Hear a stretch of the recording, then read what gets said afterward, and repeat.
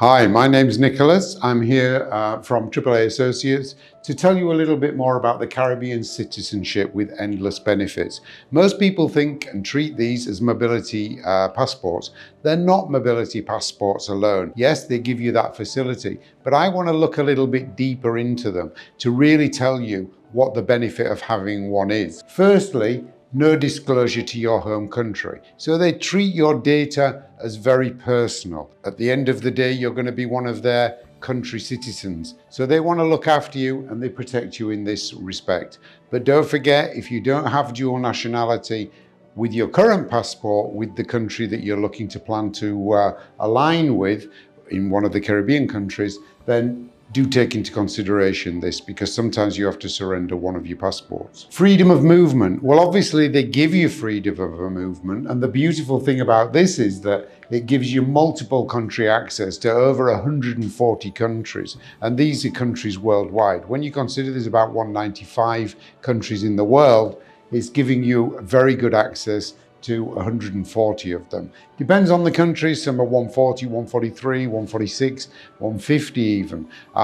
So it's selecting the country, but when you select the country that's going to suit you. What does that country have that can benefit you as an individual, your family, and potentially your business as well? Visa-free and visa on arrival to desirable countries. Well, like I said, 140 countries, there are a lot of desirable countries in there. I'm not going to go through an endless list. I'm trying to give you a summary of this, but there you need to select those countries that you want to go to that have the benefits for you in terms of where they are. For example, Dominica will give you China.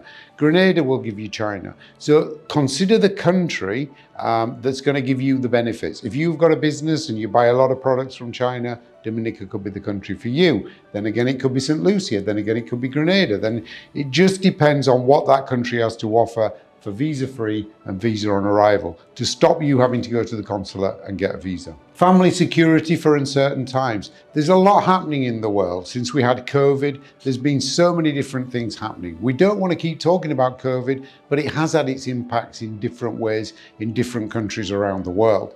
So basically, for you and your family, we've got a lot of things going on around the world. We've got unstable governments. We've got a war going in. 2023, we've got a war going on in Ukraine with Russia. Now, these are things that people have to consider in the countries they're living in. Are there any volatility in the country? And if there is, the second passport comes in and gives you that peace of mind. Even countries where people have a very strong passport are looking for a second passport, and the Caribbean countries are the ones that they tend to look for.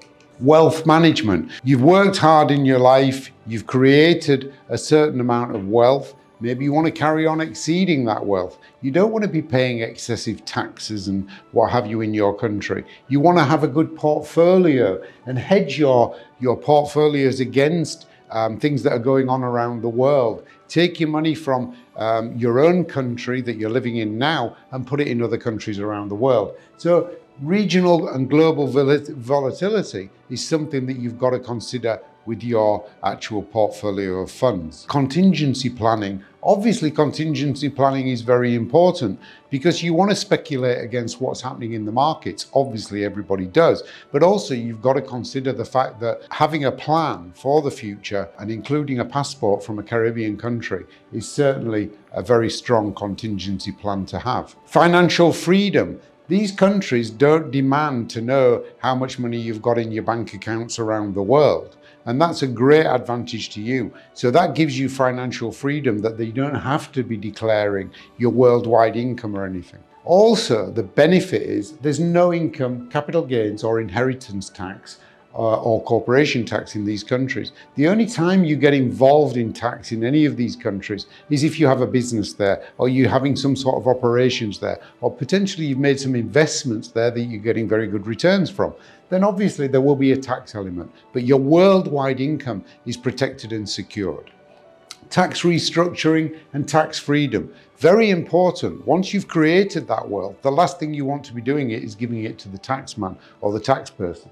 So restructuring and tax freedom is very important, and these countries give you that. Also, with these countries, they're also members of CARICOM, which is the Caribbean Community and Common Market. Within this, there's over 15 million people. So if you're a businessman, an entrepreneur, which if you're buying a passport generally are, then this is a market you could look to explore as well. Maybe you have something you can add value to these countries. They're always looking, and that's why they do the passport, is to create a better infrastructure, better IT services. So Kitts and Nevis have very good veterinary universities on the island. So it's maybe your business could do something to contribute towards these countries as well and create a business within CARICOM. Like I say, you then have access to over 15 million. These are all very stable economies. Basically, some of them are pegged to the dollar as well, the US dollar. So that gives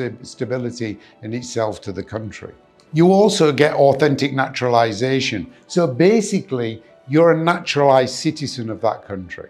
You get the latest in biometric passports. So if you want to go through the fast gates in different countries around the world, your passport will enable you to do that because you have a biometric passport. It's one of the Caribbean countries, to be honest, are the most dominant investment migration worldwide.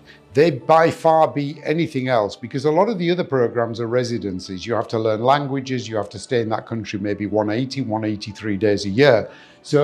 And that's maybe take 5 years, 6 years, 7 years in order to get your passport. Whereas these can be done within 6 to 8 months. You can have a passport from a Caribbean country, and that's why they're one of the most dominant in the market.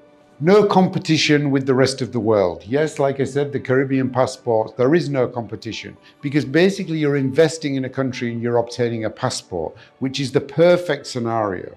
I really hope this has helped you to understand a little bit more about these passports. They're not just about mobility. If you don't have UK access, you don't have Schengen access, then this is something that you've got many, many more countries around the world that you can deal with and you can do. There is a lot of talk about these passports in the market. There are a lot of changes going on in the market.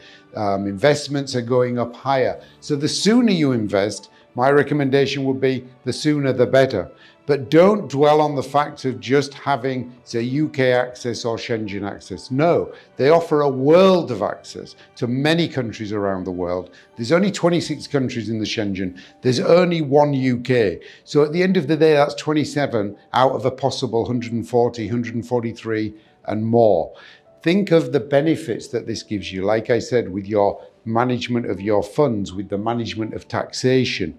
Think of that. Think of your family's security by having that second passport in case there's any volatility in your home country. Thank you for watching, and I hope to see you again soon.